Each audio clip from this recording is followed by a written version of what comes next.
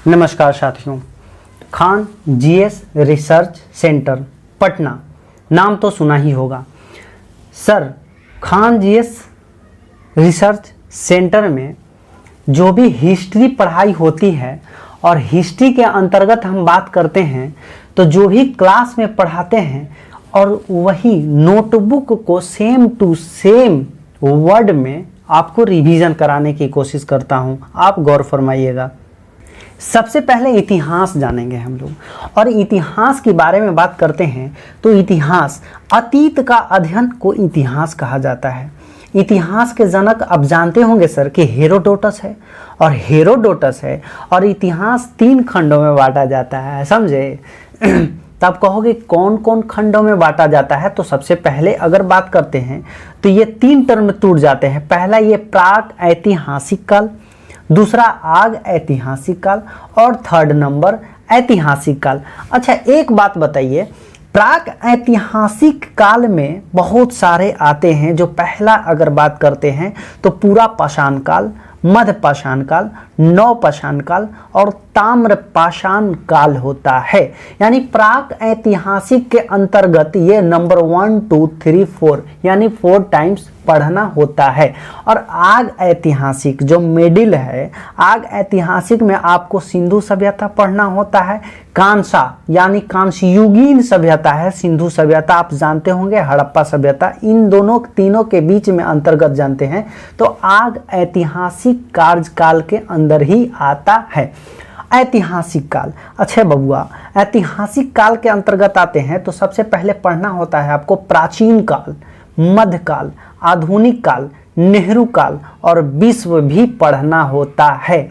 तो सबसे पहले अगर हम बात करते हैं तो प्राक ऐतिहासिक काल पढ़ेंगे, और प्राक ऐतिहासिक काल में कौन कौन पढ़ेंगे तो पूरा पाषाण काल और मध्य पाषाण काल, नव पाषाण काल, ताम्र पाषाण काल। और हमें मालूम है सर, हम पढ़ा नहीं रहे हैं आपको, हम सिर्फ आपको रिवीजन करवा रहे हैं, क्योंकि सर खान सर पढ़ाते हैं तो याद उसी टाइम करवा देते हैं, लेकिन कुछ दिनों के बाद बच्चा भूल जाता है, तो हम उनका याद कराने की कोशिश करते हैं एक शॉर्ट रिवीजन के थ्रू। ठीक है सर, देख लो बउआ, प्राक ऐतिहासिक काल पढ़ेंगे तो प्राक ऐतिहासिक काल में अगर बात करते हैं तो प्राक ऐतिहासिक काल क्या है, तो प्राग ऐतिहासिक काल, देख बबुआ, इतिहास का वह समय जिसमें मानव लिखना पढ़ना नहीं जानता था।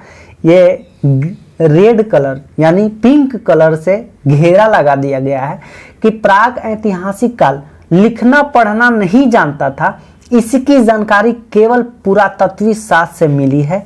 इसके अंतर्गत पाषाण काल को रखा जाता है। ठीक है सर, तो पाषाण काल, और पाषाण काल की अगर बात करते हैं तो वह समय जब मानव पत्थर के औजार एवं हथियार का उपयोग करता था तो पाषाण काल कहलाता था। इसका मतलब पाषाण काल के अंतर्गत औजार और हथियार प्राप्त हुआ है। और पाषाण काल को लगभग 4 भागों में बांटा जाता है। ठीक है ना, तो क्या क्या 4 भागों में बांटा जाता है, तो हम सबसे पहले अगर बात करते हैं तो हम उस वक्त भी बताए थे, क्या सर बताए थे कि पाषाण काल, सबसे पहले पूरा पाषाण काल, मध्य पाषाण काल, नव पाषाण काल और ताम्र पाषाण काल, यही 4 भागों में विभाजित हो जाते हैं। तो सबसे पहले अगर बात करते हैं तो पूरा पाषाण काल पढ़ेंगे। पाषाण काल में हम लोग जानकारी लिए कि पाषाण काल में मानव के द्वारा मानव के पत्थर के औजार और हथियार का उपयोग करता था। लेकिन पूरा पाषाण काल आप पढ़ेंगे, क्योंकि पाषाण काल को 4 भागों में बांटा गया, जिसमें प्रथम है पूरा पाषाण काल। तो पूरा पाषाण काल यह इतिहास का सबसे प्रारंभिक समय था। इस समय के मानव को आदि मानव कहा जाता था। इस समय का मानव खाना बदोश, खाद्य संग्राहक, अर्थात उसके जीवन का मुख्य उद्देश्य जानवरों को भांति ही अपना पेट भरना होता था। यानी पूरा पाषाण काल में ये हुआ चला, कहने का मतलब ये हुए मेरे भाई कि पूरा पाषाण काल में सिर्फ खाना और संग्रह करते थे, खाना खाते थे सिर्फ, समझे। इस समय जानकारी हुआ करता था इतना ही। जो उसके जीवन का मुख्य उद्देश्य जानवरों की भांति ही अपना पेट भरना होता था। इस समय के मानव की सबसे बड़ी उपलब्धि आग की खोज हुई थी। इसका मतलब ये हुआ सर कि पूरा पाषाण काल में एक इम्पोर्टेंट ये बात निकल कर आई कि आग की खोज हुई थी कब, पूरा पाषाण काल में हुई थी। अब पढ़ेंगे सेकेंड नंबर मध्य पाषाण काल, और मध्य पाषाण काल में क्या हमें मिली है वो जानकारी तुरंत हम देखेंगे। तो मध्य पाषाण काल यह पूरा पाषाण के बाद का काल है। इस समय मानव के हथियार छोटे आकार हुआ करते थे। इस समय के मानव की सबसे प्रमुख कार्य अंतिम संस्कार का कार्यक्रम था, यानी कि मध्य पाषाण काल से अंतिम संस्कार जो साथी ऊपर चल जाते थे यानी प्यारा हो जाते थे, तो उसका अंतिम संस्कार जो है मध्य पाषाण काल में मुलाकात हुई है। ठीक है, अगला कह रहा तीसरा नंबर नव पाषाण काल या उत्तर पाषाण काल। तो इस काल में सिर्फ अस्थाई आवास बना लिया था। आवास कहने का मतलब है कि एक जगह जो है अस्थाई आवास बना लिया गया, रहने सहने के लिए अस्थाई आवास बना लिया। साथ ही मानव कृषि तथा पशुपालन भी प्रारंभ कर दिया। मानव ने इस काल में पहिया तथा मनका की खोज की, यानी घड़ा, यानी कि सबसे पहला घड़ा को ही मनका कहा जाता है।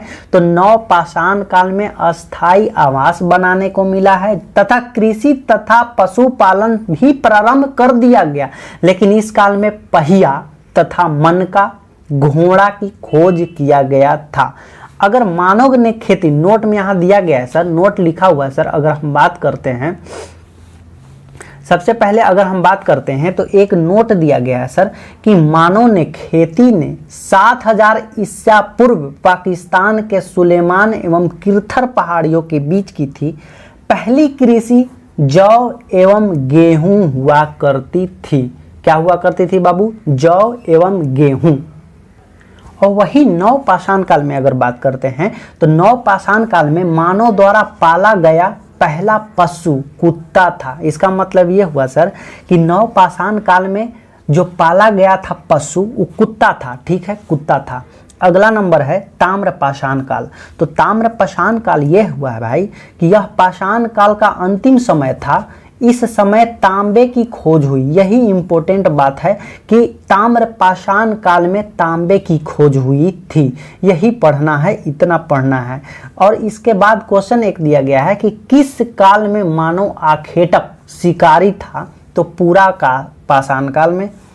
किस स्थान से पहली बार चावल का साक्ष्य मिला था? तो इलाहाबाद के कोल्डिहवा से मिला था। ठीक है सर, अब हम लोग क्या पढ़ेंगे?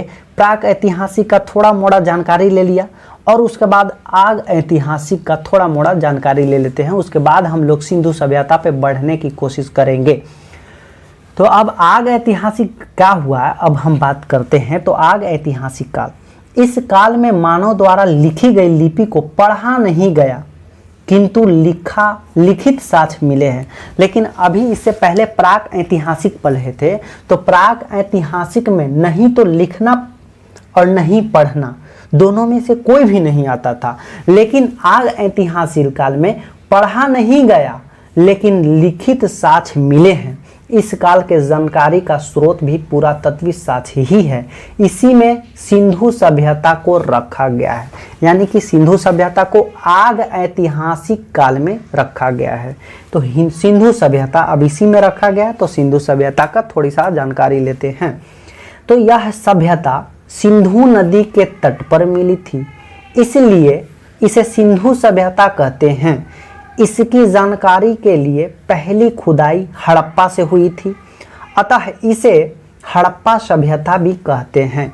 यानी मतलब ये हुआ चला कि सिंधु सभ्यता को हम लोग हड़प्पा सभ्यता से भी जानते हैं। ठीक है, अगर बात करते हैं तो सिंधु सभ्यता की जानकारी चार्ल्स मेसन के द्वारा दिया गया और सिंधु सभ्यता का सर्वेक्षण जेम्स कनिंघम के द्वारा किया गया था। एक बार फिर से, सबसे पहले सिंधु सभ्यता की जानकारी चार्ल्स मेसन ने दिया और सिंधु सभ्यता का सर्वेक्षण जेम्स कनिंघम के द्वारा किया गया। सिंधु सभ्यता के अगर बात करते हैं तो कम से कम नहीं 13 लाख वर्ग किलोमीटर में फैली हुई थी। अगला ये है सर कि सिंधु सभ्यता का नामकरण अगर बात करते हैं तो नाम जॉन मार्शल के द्वारा किया गया। अच्छा, आप अपने घर में आप सबसे पहले माँ बाप का अलग ओहदा देते हैं, ये माँ है, ये बाप है, लेकिन अगर बात करते हैं तो नामकरण कोई और भी दे सकता है। तो इसी कारण ये हुआ सर कि सिंधु सभ्यता का नामकरण जॉन मार्शल के द्वारा दिया गया। सिंधु सभ्यता की लेकिन एक बात और है, सिंधु सभ्यता की पहली खुदाई दयाराम साहनी ने किया था। और सिंधु सभ्यता का आकार की बात करते हैं तो सिंधु सभ्यता का आकार त्रिभुजाकार हुआ करती थी। अगर हम बात करते हैं तो सिंधु सभ्यता विश्व की सबसे पहली शहरी सभ्यता थी। शहरी सभ्यता थी, ठीक है ना चला, शहरी सभ्यता थी। इसका विकास 2500 ईसा पूर्व से लेकर 1750 ईसा पूर्व तक हुआ है। अब एक बात बताते हैं, सबसे पहले कोई भी काम कीजिएगा तो 4 दिशा में बट जाता है। तो सिंधु सभ्यता भी 4 दिशा में ही बटा गया था। और कौन कौन था उसमें, तो पूरब इधर हुआ करता था, इधर पश्चिम, उत्तर, दक्षिण। लेकिन पूरब की बात करते हैं तो पूरब में आलमगीरपुर था। और अगर बात करते हैं उत्तर में मांडा था, उत्तर में मांडा था। और पश्चिम में सुतका गेंडोर हुआ करता था। और दक्षिण में दयामाबाद हुआ करता था। तो एक बात बताइए, जो उत्तर में हुआ करता था मांडा, तो मांडा चिनाब नदी के तट पर था। और पूरब में जो आलमगीरपुर हुआ करता था तो आलमगीरपुर हिंडन नदी के तट पर था। और वही दक्षिण में दायमाबाद हुआ करता था, तो दायमाबाद प्रवरा नदी के तट पर था। और सुतका गेंडोर पश्चिम में स्थित था दास्क नदी पर। अब इसका एक हुआ बात की ट्रिक से कैसे जाने, कैसे याद करेंगे, तो अगर बात करेंगे स्थल और ये हुआ नदी, स्थल और ये नदी हुआ, तो स्थल सम बराबर क्या होता है, ऐड। सम अगर कहें तो सम ही को तो ऐड कहते हैं, सम ऐड। और इधर डच है पर, डच है पर, तो स से अगर बात करते हैं तो स से सुतका गेंडोर हो जाएगा, म से मांडा हो जाएगा, अ से आलमगीरपुर, द से दैमाबाद। और इसी तरह यहाँ से सदा दीजिए आप। अब स है यहाँ पे, स था तो द हो गया यहाँ पे, तो द से दास्क नदी, और च से चिनाब नदी, और ह से हिंडन नदी, और पर से प्रवरा नदी हो जाता है। ठीक है सर। अब सबसे पहले सिंधु सभ्यता का प्रमुख स्थल देखेंगे, ठीक है ना सर। प्रमुख स्थल के मतलब ये हुआ सर कि प्रमुख स्थल पहले हड़प्पा था। और हड़प्पा की खोज 1921 ईस्वी में, और इसकी खुदाई दयाराम साहनी के द्वारा किया गया था। लेकिन हड़प्पा रावी नदी के तट पर पाकिस्तान के माउंट गोमरी जिला में स्थित है। अब हड़प्पा रावी नदी के किनारे, तो ह से ह और र से रा, हरा याद कर लीजिए आप। हड़प्पा और रावी नदी के किनारे है, 1921 ईस्वी में खोजी गई थी, जिसकी खुदाई दयाराम साहनी के द्वारा किया गया था। और हड़प्पा में बात करते हैं तो हड़प्पा से यहाँ से निम्नलिखित वस्तुएं मिली है, इसका मतलब प्राप्त हुई है। कुम्हार का चाक हड़प्पा से मिला है, अन्नागार हड़प्पा से मिला है, श्रमिक आवास यानी श्रमिक को रहने के लिए आवास है, हड़प्पा से जानकारी मिलती है। मातृ देवी की मूर्ति, अगर मूर्ति की बात करती हैं तो हड़प्पा से मुलाकात हुई है। लकड़ी की ओखली, लकड़ का ताबूत, RH-37 का कब्रिस्तान और हाथी का कपाल, ये सारा हड़प्पा से मिला हुआ साक्ष्य है, जो आपको याद करना है। एक बार फिर से हमारे साथ बोलिए, आपको बोलना पड़ेगा भाई, आपको बोलना पड़ेगा तभी आपको याद होगा। इतना आसान नहीं है जितना आप आसान सोच रहे हैं, समझ रहे हैं। आपको थोड़ा सा हमारे साथ आपको बोलना पड़ेगा। हड़प्पा से 1921 ईस्वी में खोजी गई है। और कुम्हार का चाक मिला है, अन्नागार, श्रमिक आवास, मातृ देवी की मूर्ति, लकड़ी की ओखली, लकड़ का ताबूत, RH-37 कब्रिस्तान और हाथी का कपाल मिला है। अब सिंधु सभ्यता के प्रमुख स्थल अब जब पढ़ रहे हैं तो सिंधु सभ्यता के अंतर्गत मोहनजोदड़ो आता है। और मोहनजोदड़ो से प्राप्त अगर बात करते हैं तो मोहनजोदड़ो की अगर बात करते हैं तो मोहनजोदड़ो की खोज 1922 ईस्वी में राखल दास बनर्जी ने की थी और यह पाकिस्तान के लरकाना ज़िले में स्थित है और यह सिंधु नदी के तट पर है। जिस तरह से हम लोग ह से हरा याद किए थे जो हड़प्पा रावी नदी के किनारे है, उसी तरह से हम मौसी कह देंगे, यानी कि मौसी, यानी कि म से मोहनजोदड़ो और स से सिंधु, यानी मोहनजोदड़ो सिंधु नदी के ऊपर है। ठीक है, और यह सिंधु सभ्यता का सबसे बड़ा शहर था, यानी कि मोहनजोदड़ो बहुत बड़ा शहर था और यहाँ मृतकों का एक बहुत बड़ा टीला कहा जाता है, यानी मोहनजोदड़ो के अंतर्गत मृतकों का एक बहुत बड़ा टीला मिला है। यहाँ से निम्नलिखित वस्तुएं मिली हैं। सबसे पहले पुरोहित आवास। पुरोहित आवास घर में कुआं, विशाल स्नानागार और अन्नागार और सूती वस्त्र, सबसे चौड़ी सड़क और सभागार, पशुपति शिव, कांसे की नर्तकी और तांबे का ढेर, ये सब आपको मोहनजोदड़ो से प्राप्त हुआ है। बोलेंगे सर अन्नागार तो आप हड़प्पा में भी बताएं, इसमें भी आप बता रहे हैं, तो हाँ अन्नागार है, लेकिन मोहनजोदड़ो को सबसे बड़ा अन्नागार यहीं से मिला है, सबसे बड़ा है ये। ठीक है, अन्नागार। पुरोहित आवास, पुरोहित का मतलब पंडित जी। अब देखिए याद करने का ट्रिक, पुरोहित का मतलब पंडित जी। अब पंडित जी आवास में गए और पंडित जी गए जब आवास में, तो घर में कुआं वहाँ से पानी पी लिए। अब पानी पीने के बाद अपना स्नानागार में गए, अपना स्नानागार के अंतर्गत फिर अन्नागार में चल गए और सूती वस्त्र पहनकर सबसे चौड़ी सड़क पर पंडित जी ने सभागार करने लगे और पशुपति शिव को एक टीका दे दिए, यानी टीका दे दिए। और कांसे की नर्तकी आप याद कर लीजिएगा, तांबे का ढेर आप याद कीजिएगा। हालांकि यहाँ पे लिखा हुआ है सर कि मोहनजोदड़ो का अन्नागार सिंधु सभ्यता का सबसे बड़ा भवन या इमारत है। अब आ जाइए सर चन्हुदड़ो। चन्हुदड़ो 1931 ईस्वी में, देखिए चन्हुदड़ो से सिर्फ फीमेल का ही जानकारी मिलता है, यानी फीमेल वाला सामान मिलता है। आप याद कीजिएगा कि 1931 ईस्वी में चन्हुदड़ो की खोज हुई थी। इसकी खुदाई 1931 ईस्वी में गोपाल मजूमदार ने की थी। यह पाकिस्तान में सिंधु नदी के तट पर स्थित है। आप याद कीजिए मौसी चौसी, च से चन्हुदड़ो, सी से सिंधु नदी के तट पर स्थित है। यह एकमात्र शहर है जो दुर्ग रहित टीला है। दुर्ग रहित टीला है। यह एक औद्योगिक शहर है। यहाँ से निम्नलिखित वस्तुएं प्राप्त मिली है। अब देखिए क्या क्या मिली। हमने बताया कि चन्हुदड़ो का मतलब होता है कि फीमेल से सामान मिला है।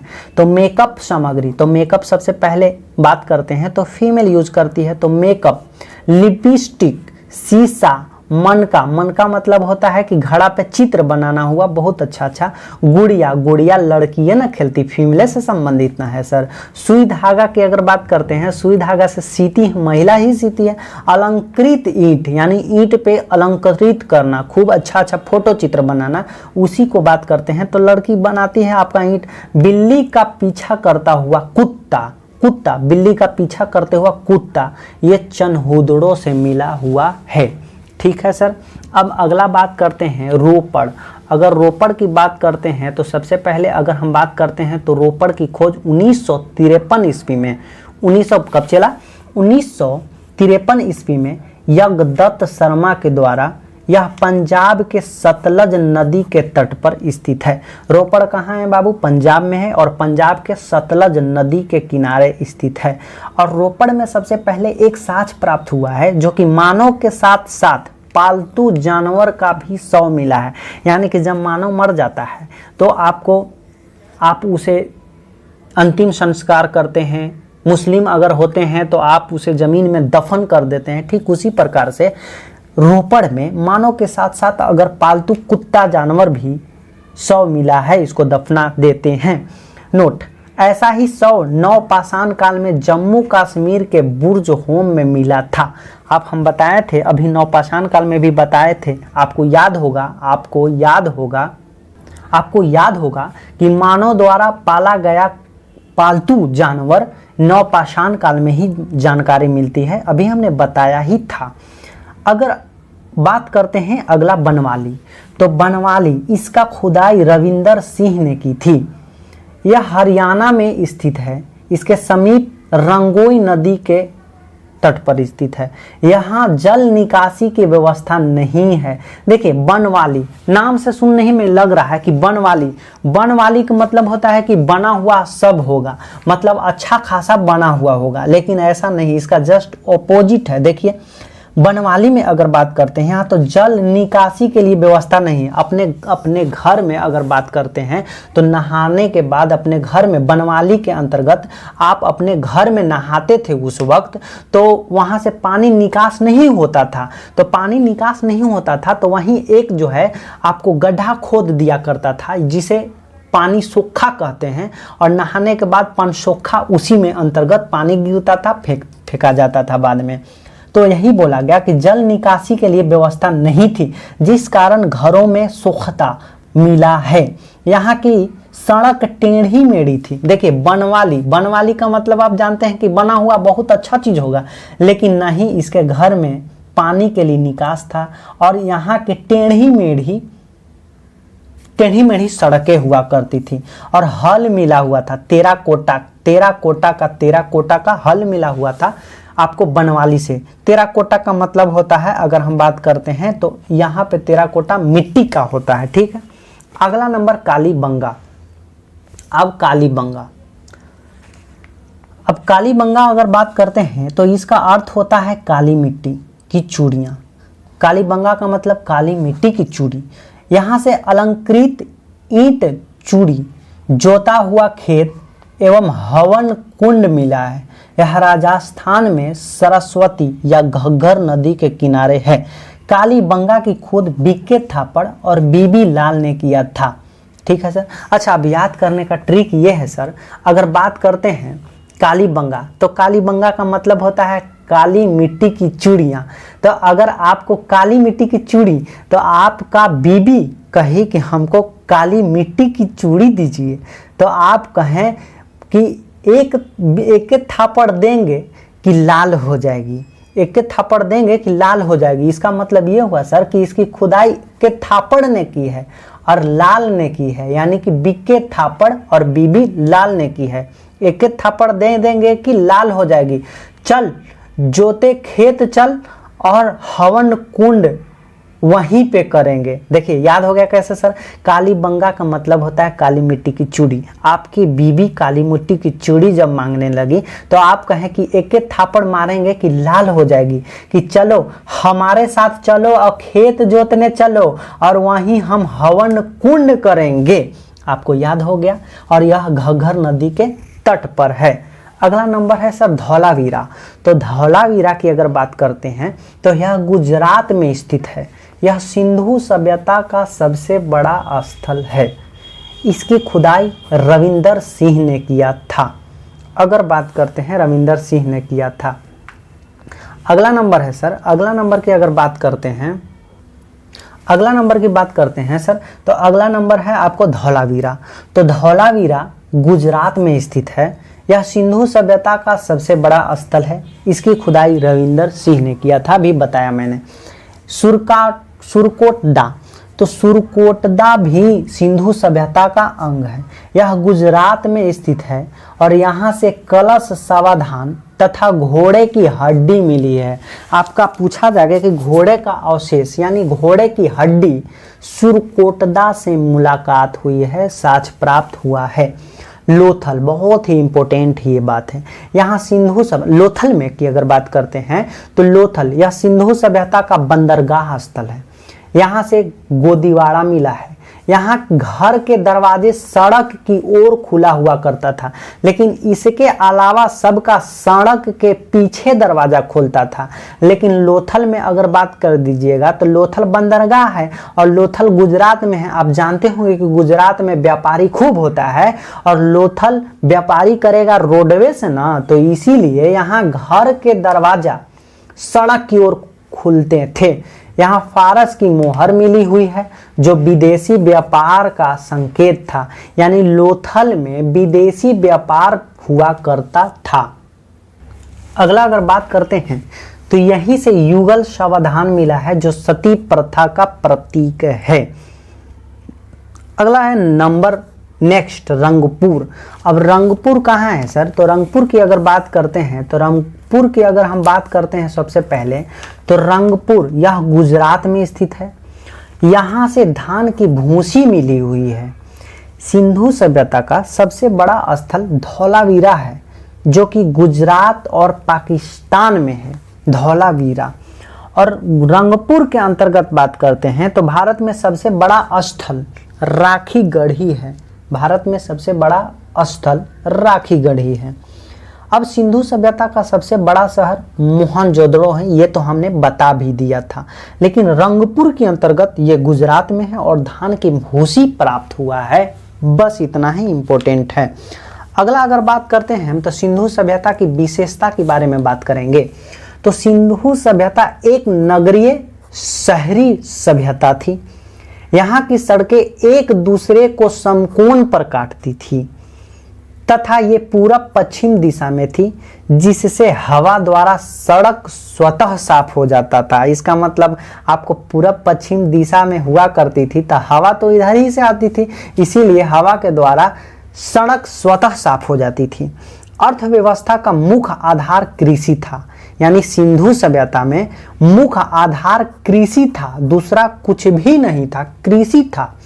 इनका व्यापार विदेश तक होता था, यानी कि सिंधु सभ्यता में विदेश से होता था। अभी बताया हमने, क्या बताया कि लोथल में गुजरात में है तो गुजरात के लोग व्यापार करते थे विदेश से, ठीक है। इनका समाज मातृसत्तात्मक था। इनका मतलब ये हुआ सर कि सिंधु सभ्यता में सिर्फ औरत को सुनी जाती थी, अपना मर्द जो होते थे उनका बात नहीं रखी जाती थी। इसका मतलब ये हुआ सर मातृसत्तात्मक हुई, ठीक है ना। और इनकी लिपि भाव चित्रात्मक थी जिसे पढ़ा नहीं जा सका। इनके मुहर की अगर बात करते हैं तो इनके मुहर पर सर्वाधिक एक सिंह वाले जानवर का चित्र प्राप्त हुआ था। अगर सिंधु सभ्यता के बारे में बात करते हैं तो सिंधु सभ्यता में गाय का चित्र नहीं मिला था, गाय से चित्र नहीं मिला था, गाय चित्र नहीं मिला हुआ था। लेकिन एक बात और है सर कि सिंधु सभ्यता के जितने भी लोग रहते थे तो यहाँ पे माप तौल के लिए न्यूटन बाट 16 केजी था, 16 केजी से ज़्यादा नहीं था। यानी कि ये हुआ सर कि सिंधु सभ्यता में सिर्फ 16 केजी का बटखारा पाया गया था, उससे ज़्यादा नहीं पाया जाता है। माफ़ कीजिएगा, इतना में तो आपका काम हो ही जाएगा, ठीक है। सिंधु सभ्यता के लोग युद्ध और तलवार से परिचित नहीं थे, युद्ध और तलवार से परिचित नहीं थे। सिंधु सभ्यता के विनाश का सबसे बड़ा कारण हुआ बाढ़। वहाँ बाढ़ आ गया था और बाढ़ आने के बाद वहाँ का विनाश होना तय हो गया था। अब हम लोग थोड़ा सा इसी के अंतर्गत मेसोपोटामिया की सभ्यता पढ़ लेंगे। तो मेसोपोटामिया की सभ्यता 10,000 ईसा पूर्व की बात होती है, ठीक है। इसका विकास इराक में टिग्रिस एवं यूफ्रेटस नदी के दजला फरात नदियों के मध्य में हुआ था। यानी मतलब ये हुआ सर कि मेसोपोटामिया इसका विकास इराक में हुआ था। वहाँ पे एक टिग्रिस हुआ करता था एवं यूफ्रेटस हुआ करता था और नदी दजला फरात नदियों में मध्य में हुआ था। यहाँ के मिट्टी अत्यधिक उपजाऊ हुआ करता था। अरे वाह, मेसोपोटामिया में अत्यधिक उपजाऊ हुआ करता था। लेकिन यह सभ्यता ग्रामीण सभ्यता थी। हालांकि सिंधु सभ्यता की अगर बात करते हैं तो वहाँ ग्रामीण नहीं शहरी हुआ करती थी, लेकिन मेसोपोटामिया की सभ्यता ग्रामीण सभ्यता हुआ करती थी और इसका अर्थव्यवस्था का मुख्य आधार कृषि था। देखिएगा आप, सिंधु सभ्यता में मुख्य आधार कृषि था और मेसोपोटामिया के मुख्य आधार कृषि है। इस समय के मंदिर को जिगुरद कहा जाता था। क्या कहा जाता चेला? जिगुरद कहा जाता था। अच्छा, मेसोपोटामिया की सभ्यता 4 भाग में बट जाता है। सबसे पहले सोमेरियन सभ्यता, बेबोलिन सभ्यता, आसीरिया की सभ्यता, कैल्ड्रिया की सभ्यता। अगर हम बात करते हैं झूलता हुआ बगीचा, बेबीलोन को कहा जाता है। आप शायद जानते होंगे, हमें उम्मीद है कि झूलता हुआ बगीचा बेबीलोन को कहा जाता है। सिकंदर ने इस सभ्यता का विनाश कर दिया। क्या? कौन सभ्यता का? बताओ बताओ। मेसोपोटामिया की सभ्यता को सिकंदर ने समाप्त कर दिया और समाप्त करने के बाद इसके स्थान पर ग्रीक सभ्यता थोप दिया था। अब विश्व की सबसे पहली सभ्यता, अच्छा, विश्व की सबसे पहली सभ्यता मेसोपोटामिया की सभ्यता है, जबकि विश्व की पहली नगरीय सभ्यता, नगरी, हम नगर की बात कर रहे हैं यहाँ पे, नगरीय सभ्यता सिंधु सभ्यता है। क्योंकि नगरीय सभ्यता की तो हम बात किए, शहरीय सभ्यता की तो बात किए कि सिंधु सभ्यता एक नगरीय सभ्यता है और मेसोपोटामिया सभ्यता क्या है बाबू? ग्रामीण सभ्यता है। लेकिन पहली सभ्यता प्राप्त हुई है मेसोपोटामिया की सभ्यता, वो अलग बात है, ग्रामीण थी। लेकिन सबसे पहले विश्व की पहले नगर यानी सभ्यता, नगरीय सभ्यता, शहरी व्यवस्था, शहरी नगरीय सभ्यता सिंधु सभ्यता थी। अब हम लोग पढ़ लेंगे सर मिस्र की सभ्यता। तो मिस्र की सभ्यता की बात करते हैं तो मिस्र की सभ्यता 3100 ईसा पूर्व की बात है।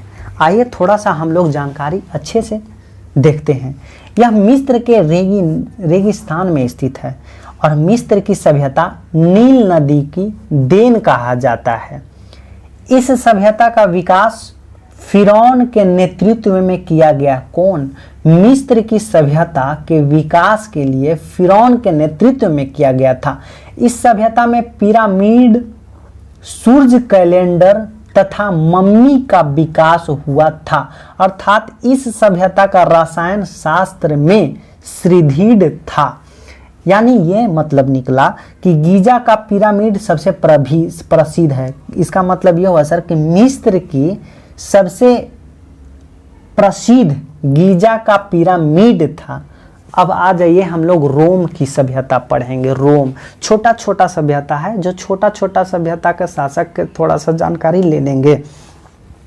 रोम की सभ्यता 600 ईसा पूर्व। अगर हम बात करते हैं रोम सबसे पहले सिंधु सभ्यता के अंतर्गत जो है डेवलप सभ्यता थी और रोम यह इटली में विकसित थी यानी कि डेवलप थी। इन्होंने पूरे भूमध्य सागर पर अधिकार कर लिया था। प्राचीन सभ्यता में यह सबसे विकसित सभ्यता थी। आज भी इस सभ्यता के अवशेष सुरक्षित बचे हुए हैं जो पर्यटन का आकर्षण केंद्र है। कहने का मतलब ये हुआ सर कि आज भी रोम की सभ्यता, आज भी रोम इटली जो पर्यटन घूमने वाला लोग है आकर्षण केंद्र है। ठीक है, आकर्षण है केंद्र। इस सभ्यता के दो सबसे बड़े राजा हुआ करता था। रोम की सभ्यता में दो सबसे बड़े राजा हुआ करता था। एक होता था जूलियस सीजर और एक होता था अगस्टस। एक होता था जूलियस सीजर और एक होता था अगस्टस। नोट, जूलियस सीजर की हत्या धोखे से उसके मंत्रिमंडल की द्वारा कर दी गई थी और जूलियस सीजर नामक नाटक विलियम शेक्सपियर ने लिखा है। यानी कि एक बुक का नाम है जो जूलियस सीजर नामक नाटक विलियम शेक्सपियर ने लिखा है।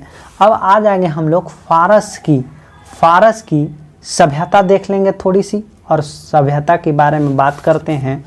तो सभ्यता के देखने के बाद इसके बाद आपको आ जाएगा ऐतिहासिक काल। ठीक है सर, ऐतिहासिक काल। तो फारस की सभ्यता यह वर्तमान में ईरान में है। इस सभ्यता का विकास तेजी से हुआ था। यानी ये मतलब निकला कि सबसे सभ्यता में सबसे तेजी से विकास फारस की सभ्यता हुआ करती थी। इनकी भाषा फारसी थी तथा पारसी धर्म को मानते थे।